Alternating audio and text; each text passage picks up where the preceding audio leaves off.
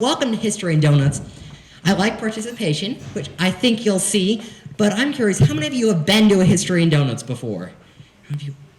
Wow, that is remarkable. It's been about a year since we had our last one. So y'all are totally new to History and Donuts. Well, welcome. We are so excited to have you here. This is a great event series. Number one, because I just like eating donuts. Number two, because I also enjoy history. And I hope by the end of this, you will enjoy history as well. Now, I'm Jonathan. You may be wondering, why is a 17-year-old up here talking? Well, I kind of fell in love with the museum, and now I help run the museum's events and social media. So if you want to get involved with the museum, feel free to come up, talk to me. Nanette is back there as well. Can you raise your hand? If you want to talk with her, she's a great help. So, and my mom's over there, if you want to raise her hand too. And two more, Ellen and Mike, if you could raise your hand. These are all our museum volunteers. So if at any point you need anything, they are here to help you. So feel free to talk to them. Now, some of you may be wondering, if you've been to the museum before, what is this wooden structure? It's massive, it's hanging out. I see people looking at like, is that gonna fall on me? I don't think so. I think we're safe today. But I do want to take a moment before we get into the history to talk about the future of this exhibit space. Because where you are sitting is going to become a street in Greer in the past. We are going to transform this exhibit into a street. So each of these doors will be a historic storefront. So we will be building out the train depot, we will be building out Ponder's Ice Cream, but the very first one we are starting with, which is what you see up there, is the Greer Theater. So right here you can see that big structure. We're going to build it out just like the historic Greer Theater, and all of the storefronts we are building are going to be based off of historic images. So I think this is pretty awesome. This is the historic image of the storefront we are building right here in Greer. Now, you came here today for fire and donuts, but fire is our topic, and how many of you like fire? Anyone willing to admit? Oh, wow. Oh, you're like me. I don't know. When I go camping, I am by the fire. I'm poking the fire. I'm putting wood onto the fire. That's me. So if you come camping with me, let's have some fun. You all seem to like fire too. Well, sadly, the people who lived in Greer, specifically in the early years, would probably not agree. Because Greer burned, and Greer burned a lot, and a lot more than other cities. So this is scary. I'm going to ask for audience participation. Would any of you like to guess why Greer had a greater fire risk? Anyone? Anyone want to guess? Okay, we have a taker. Because everything was built with wood. That is an excellent guess. And actually, if you were to look at my notes right here, it says that. Greer was primarily built of wood. Now, I tell that to some people, and they say, what? Have you ever been to Trade Street? It's all brick. And my response is, well, the wood buildings burned down. What's left is brick. So that's one. Any other guesses? Why Greer was fire prone? Anyone? The train running right through the middle of town? Yes. So that ties right into one point, and that is the trains grew the town. One problem with trains is you begin to have ruffians and scoundrels that grow up around them. How many of you have been to our ghost tours? Ghost tours? Awesome. So you learned that here in Greer, we had some rough and rowdy people. And when you have rough and rowdy people, they have a tendency to help start fires. Okay, well, you got two big ones, rough and rowdy people and wood, and there's one other that we're going to talk about in a bit. Now, if you truly want to assess Greer's fire risk, we have maps, and these maps were for fire insurance, and the Sanborn Map Company made them. And in the corner of every map, they would put this emblem. And here's what they said about Greer. Greer has water facilities. They are not good. There is no steam and no hand engine. There is no independent hose cart, and there is no hook and ladder truck. Essentially saying, we had no fire department. Greer was not in a great position. And the fire department we had was primarily volunteers. And being here at a museum that's volunteer run, you do learn that volunteers aren't always the most consistent. When you're not getting paid, you're not as motivated. So all problems that came into Greer's situation. Now, one more thing I want to talk about. we've kind of gone over how Greer had a danger of fires, but today we're going to tell one specific story, one incredible story, and that story is in the 1920s, and the thing that sparked that story is what you see right up here. Anyone know what this is? What you're looking at? Yes, electrical wiring. This specifically was knob and tube wiring. Some of you may remember it. It stayed around for a while, but then even when you have a transition to new technology, the old technology still stays around. So knob and tube wiring, one problem was it was faulty a lot of times. So a lot of our fires, including the one we're going to talk about today, stemmed from faulty wiring. So alas, the location of today's story is McClellan's. McClellan's was actually a chain. It was a chain of general stores. So if you wanted to buy something, where did you go? You went to McClellan's. And the time period that this story happens in is in 1927. 1920s, very interesting time in American history. 1927, also a booming time for Greer. Greer was a growing town. Now, McClellan's was a chain, and it was located right along Trade Street. Now, if you've been down to Trade Street, you know there are a lot of buildings on Trade Street. So it's important to understand that McClellan's was in a very important position. If the fire spread from McClellan's, it could easily spread to the central business district. And also, we know that McClellan's, afterwards we found out, had flimsy construction, and the second floor supporters, which were called sleepers, were weak. You're seeing where this is going. Adding up all the little pieces. We don't have a good fire department. We have high fire risk. We have a wooden building that is built poorly. Not a great setup. In history and in life, you do not want to be the one that discovers the fire. You don't want to be that one person who discovers the fire. And in this story, that was a girl who worked at McClellan's. And the fire was discovered on the second floor. McClellan's had 2 floors. The first floor was primarily for shopping. The second floor was merchandise. So a worker of the store goes up to the second floor, opens the door, and the merchandise is on fire. This is not good. So what does a good worker do? She goes and tells her manager, who is Manager Smith. Now, this quote may be newspaper exaggeration, but the way the newspaper tells this story is that Manager Smith opened the door, it created a draft, and flames leapt out of him. Not out of him, at him. Big difference. Flames leapt at him. I have to imagine, you open a door and the flames shooting out you, I would be a little scared. And apparently Manager Smith was too, because Manager Smith immediately called the Greer Fire Department. Look at that. Here are heroes coming in to save the day. One problem, they got to the scene and they were scared. Oh no, that's not good. So they called up Greenville and said, hey Greenville, can you come and help us? And the Greenville Fire Department arrived in another 17 minutes on the scene.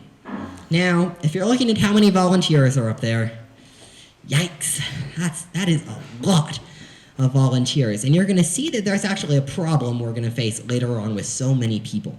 When you have a ton of people, sometimes it's hard to get things done.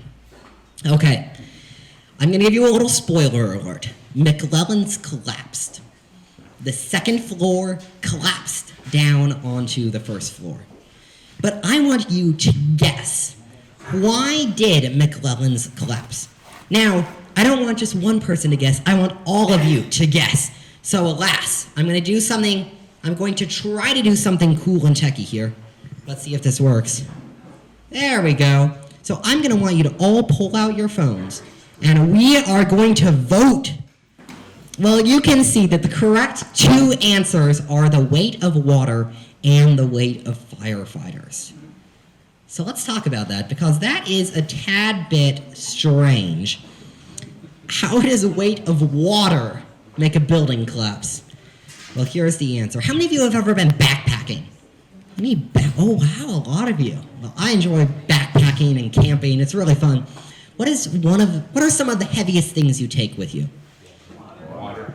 You got it, right there. You know where my brain's going. Water is one of the heaviest things, and here's the problem.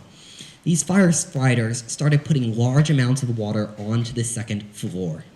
That water began to seep up on the second floor, got a knee-deep water over an entire second floor. And then The firefighters put up their ladders and started entering the second floor. And a dozen firefighters crammed into the second floor of McClellan's. The firefighters, on top of the weight of water, made the second floor collapse in onto the first floor. I'm going to read you this quote from the newspaper. You'll learn when you read newspapers, people were very dramatic in their writing. It's very enjoyable to read. Here we go. Without warning, the floor sank. A resounding crash gave the sickening alarm to firemen who were working outside. They broke through walls and doors hurriedly to free their fellow workers from the dark pit and crushing wreckage.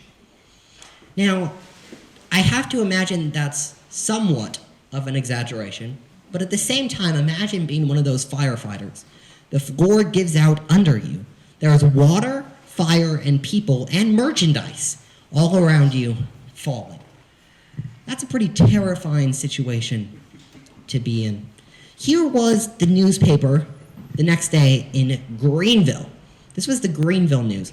Very rarely does Greer get into the Greenville news, but this is one of those times. What was the headline?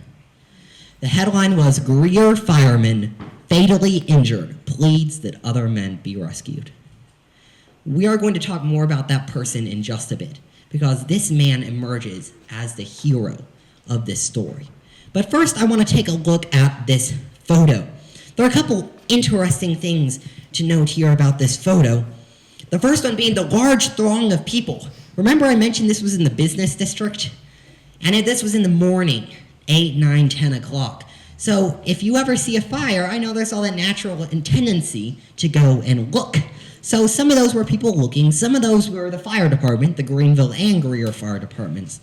Now we've done something very cool, and I'm going to show you that, but first, this photo is after the collapse, which people don't always understand. What, the building's still standing there?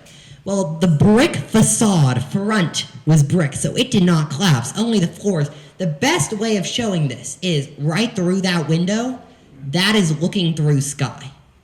You're looking straight through the window, straight past into sky, just with this storefront standing.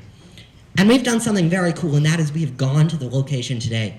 And this is a very cool effect, so I'm warning you to look right now. Here it is. There we go. Very fancy. This is the location today. Right along Trade Street. This is the location of McClellan's. So if any of you go to Smith & James afterwards, Mazzatelli Deli is down by Chelsea's, and if you go shopping or eating after this event, take a moment to go look and see the building that was, at one point, McClellan's. There's one other headline that came a few days later, and that is they allowed merchandise to be hunted. So you look at that throng of people.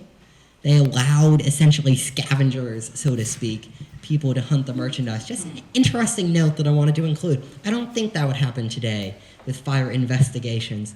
Very interesting. Now, in both of those headlines, the main headline was the story of this hero, who is Carl Miller. And this man truly emerges as the hero of this story.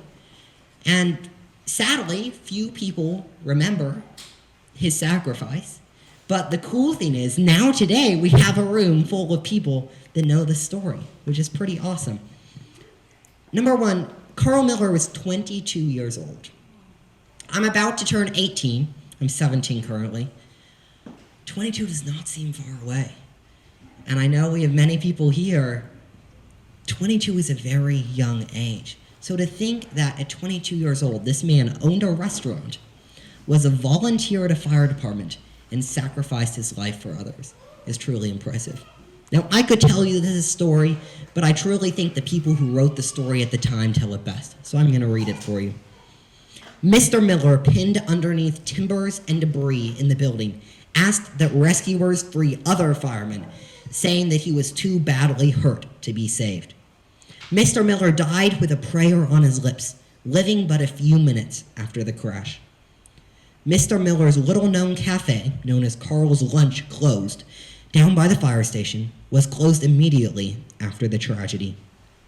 His fellow volunteer firemen, some of them cut and pained from the experience, stood about the station and visited the home. Strong men bowed by sorrow. I don't know if it's the writing of the newspaper, the journalist who wrote this, or the story itself. I don't know, that last sentence, strong men bowed by sorrow, gets to me every time. The sacrifice of this man for Greer and for our community. Sadly, that's not something we see today, not nearly as frequently, but this man was truly a Greer hero, and it is sad that he's been forgotten. Now, I do want to show you this right here, because Greer has a tendency to care for its heroes. And this is a cool thing about history. Some of you may remember William Foster, Willis Zonk Foster. He was Greer's policeman who died in the line of duty, and Greer cared for his family after he died. And the same thing happened here. Greer cared for his legacy and family. I'll read you more from the newspaper. Business hours will be closed, and routine activity of Greer will otherwise be suspended tomorrow afternoon, so that hundreds of people in this section may attend a funeral service of Carl W. Miller, 22, who Monday morning volunteered his life that the business section of Greer might be saved from destruction. Citizens of Greer, moved with a feeling of appreciation for the sacrifice Mr. Miller made in combating the dangerous blaze, will care for his widow.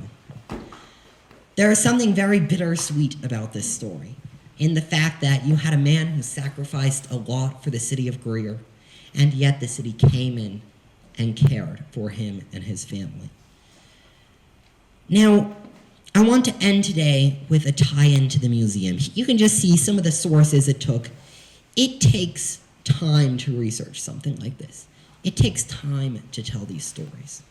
And when I try to explain the importance of a museum, why do we have a museum here in Greer? Why do we have this old dusty building off to a side on Main Street? Why? And it's because of this. We need to save our community's stories, save our community's legacy. So I want to end with an admonition, which is a very fancy way of saying I want to ask you for something, and that is your support of the museum. There are many ways you can support the museum, and one of those ways you are doing right now. By being here, you are literally supporting the museum. But also you can support us by volunteering your time. If you're in a good place financially, your money. There are many ways you can support us. So I would encourage you to come and join our team, join our mission here in Greer. And even free ways. We're on social media. It doesn't take much. I presume most of you are on social media. And if you follow us on social media, we try to give back to you. Right now we're going through an incredible series on Black History Month. We've had 2 posts so far. We've got a couple more coming. And they are just incredibly deep and moving stories. So I encourage you to follow us and support the museum in any way you can.